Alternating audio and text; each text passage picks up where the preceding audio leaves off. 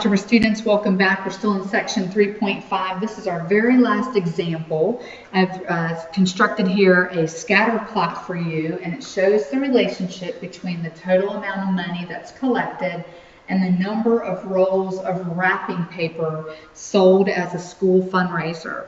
So as you can see, it looks like it's kind of leaning to the right. It makes sense. More rolls I sell, the more money I make. So if they're both increasing, then it should be definitely positive, and it is. Now, what they want us to do is, because of this relationship, they want us to make a prediction about how much money will be collected when 175 rolls have been sold. So we're going to let the graph do a little bit of this information for us, okay? What we're going to do is draw a trend line, and you can use your pencil. I'm going to switch to the red color, as you can see, and I'm going to draw a trend line, and it's not a straight line, so you're just going to do the best job you can to capture as many points as you can on your line.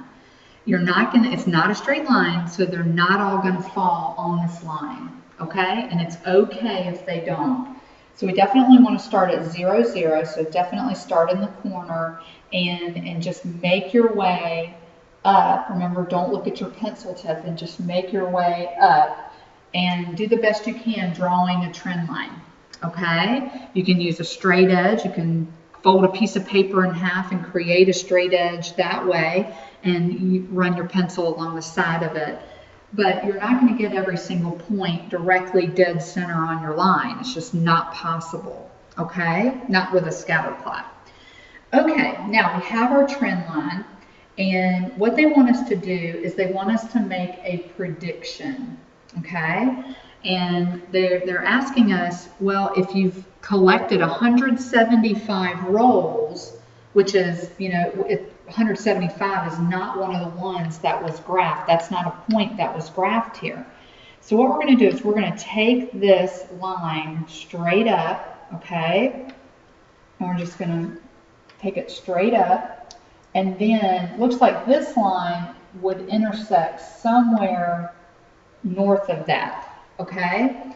So we want to figure out if, let's see here, to the left, this line right here is 700, 800, 900, 1000. So this is 1100, and this top one would be 1200. So we want to try and make a prediction about, you know, how much money are you going to collect roughly. It's not going to be precise, but roughly how much money are you going to collect if you sell 175 rolls.